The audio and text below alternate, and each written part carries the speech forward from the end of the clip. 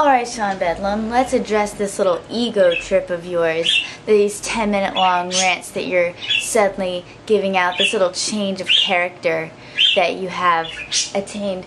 Budgie, if you want to, just come here. If you want to be in the video, just come here. Come on. Okay, so Sean Bedlam, well, coming from somebody who feels exactly the way you do, I would love to make a living doing this. And who has another job and gives a lot to that other job and hates in many ways that other job and wants to do this and wants to make movies. That's a great idea. Is it hard to set up, I wonder? I guess I could just look into it and find out. But I'm not that good. Wow, you're really good. You got like zillions of subscribers on your other channel, and that's phenomenal. I don't work at getting subscribers ever. I feel like I'd have more if I worked at it, but I don't work at it. That's the thing. If you want to be an artist or a writer, you have to work. You say you have to talk. I need to talk. If you're a writer, you need to write, and if you're a painter, you need to paint. And that's what you do, is talk, and I'm glad you have this channel to do that on, and I can watch you do that because I want to do the same thing. So here I am writing in my journal for 15 minutes. So here I am writing for 3 pages in the morning times, trying to foster the ideas from the book you read. Speaking of the books you read, I have a couple things to bring up to you. In the New York Times magazine, they did, it's the cover page, and it's about this girl. Emily Gould is her name, and she was a blogger, and she got really big, and then she became a blogging editor, and she talks about how people, when they're 24 years old, are being promoted to like really visible, successful blogging spots, you know, just because they're being plucked off the net as these, you know, small-time havens of audiences looking in on them, that suddenly, you know, they're shot up, wanting to give away herself and wanting to share herself, but also how that backfired and how she was hurt and exposed because of it. Here, you know, do you get recognized? I guess you're in Australia, you're on a fuck-off island in the fucking south, you know, the southern hemisphere. I mean, nobody goes there anymore, I'm sorry, but, yeah, I guess you have the potential to get big, and best of luck to you. I'm sure that you will. You are already to me. You've been my hero for a really long time, and you have so much potential. And by the way, this video will be slightly edited because I'm not as badass as you, and I probably can't do 9 minutes and 30 seconds. So, cut here. I felt myself getting off track, so I had to stop for a second, but to go back to giving away parts of yourselves and how dangerous, or not dangerous, but how, I lack for words so much, this is why I have to get better at talking, but, if you give too much, people can be really harsh, and you have these negative comments, right, and we all deal with them differently. One thing that you gave away that surprised me, I was like, oh, Sean Bedlam just said that, that's a part of him, that's a part of his soul, was when you said, like, your brother thought you were a wank for this being what you do. You know, I think my family feels the same way. I really, definitely, you know, felt what you were saying there. I don't think that it's so much I think is a wank. Love that phrase you Aussies use. But that it's just a little hobby, and it's cute, and it's a phase, which is what my family's also said about my bisexuality and about my free-spiritedness, shall we say. It's really difficult to talk about certain things. You guys are kind of boring. I just went into something personal for me. You confess, I confess. Thank you so much for inspiring me to do this, to sit and talk for a little while to you and feed your ego and give you praise because you're so great, whatever. Can I talk about something kind of off topic for a minute?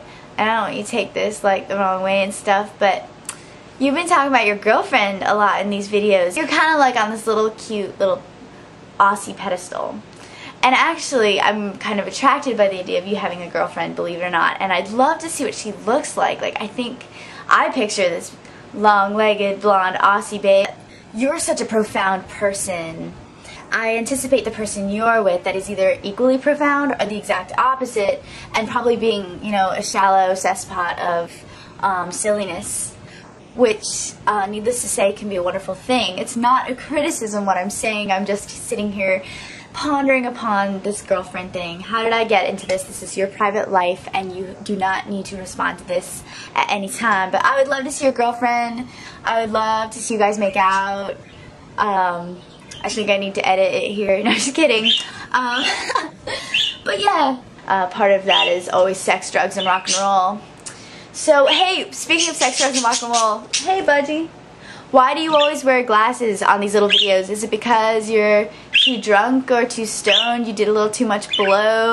I mean, you think you're a rock star? I mean, you talk about being a rock star, but... I mean, is it because it's easier to look down, taking notes? Are you taking notes? Are you just able to look at yourself in the computer without us seeing the fact that your eyes are fixed down there? Is that what you do?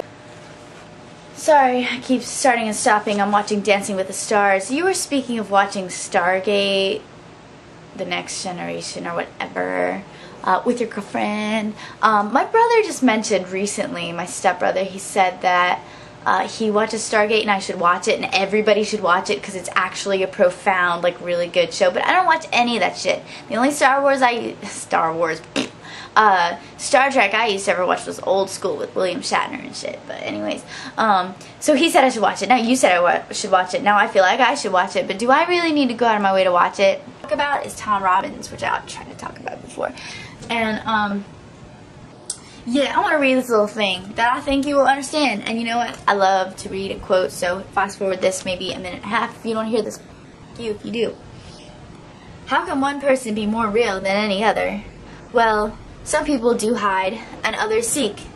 Maybe those who are hiding, escaping encounters, avoiding surprises, protecting their property, ignoring their fantasies, restricting their feelings, sitting out on the panpipe hoochie cooch of experience. Maybe those people who won't talk to rednecks, or if they're rednecks, won't talk to intellectuals. People who are afraid to get their shoes muddy or their noses wet, afraid to eat what they crave, afraid to drink Mexican water, afraid to bet in a long shot to win, afraid to hitchhike, jaywalk, honky-tonk, cotigate,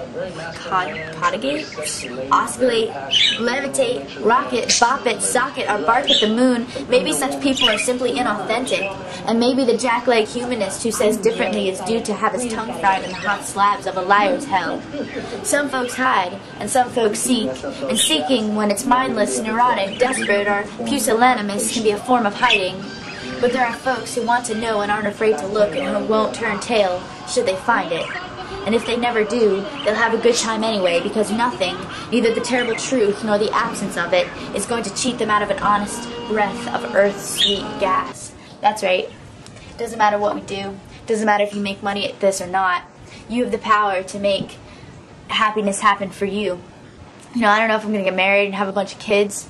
I don't know if I'm going to be a lesbian. I don't know if I'm going to be single my whole life and never carry one lover with me. Does it worry me? Do I dwell on it? No. I live every day just seeing who I meet and what I do that day. Keeping mostly to myself because I find that I have to cherish encounters, let them grow slowly, and keep mystery. Because it is the mystery of things that keep us coming back to things. That love dwells because of mystery, that we must always have our own selves and know our own selves and keep parts of our own selves to ourselves to keep another person forever wanting. And another person must in turn understand to do that, to keep them wanting. I'm just going now, and I want to let you know on this shot that I am a reverend. I'm become to known pretty soon as Reverend Croft because I like to be called that. Because I am a reverend, I am ordained, and I've done one wedding, and I'd love to do more if anybody would like a wedding by the Reverend Croft. I did that one for free because she was my best friend, but from here on out, man, it's $100 just like Reverend Schnorr on the Jerry Springer Show, a reverend who kicks ass. So,